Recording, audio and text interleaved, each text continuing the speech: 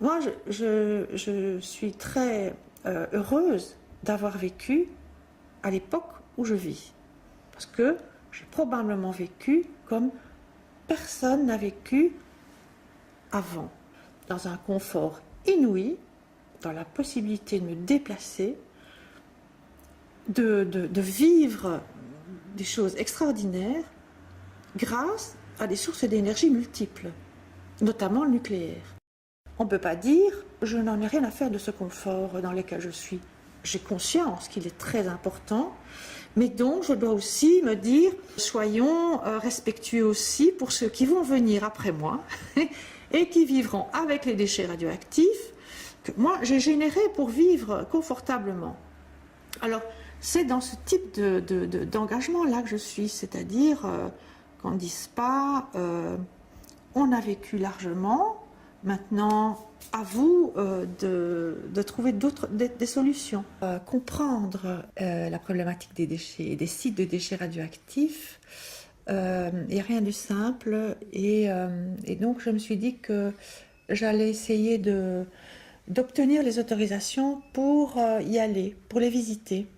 Et moi, j'étais très, très choquée par cette idée de camoufler, c'est-à-dire de ne pas parler, de ne pas dire, de ne pas...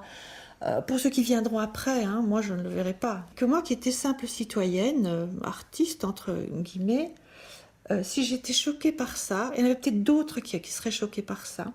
Et donc je me suis dit, à partir de ce moment-là, je vais essayer de réfléchir à ce qu'on peut faire d'autre. Pour dire, pour communiquer avec tous ceux qui viendront et qui devront vivre avec les sites de déchets radioactifs. Moi, je les trouve beaux, ces lieux-là. Donc, quelque part, j'essaie de les rendre encore plus interpellants.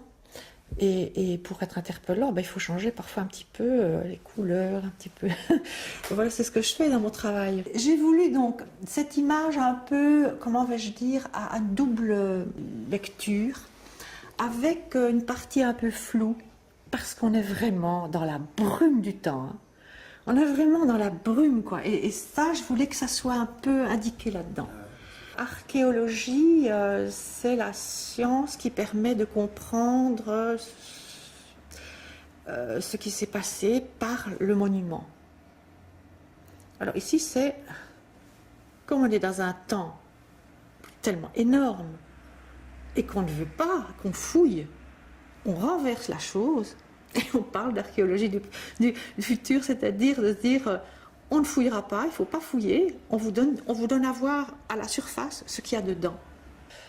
Et l'artiste, il est autant que l'ingénieur dans la réalité du monde, mais il le traduit autrement.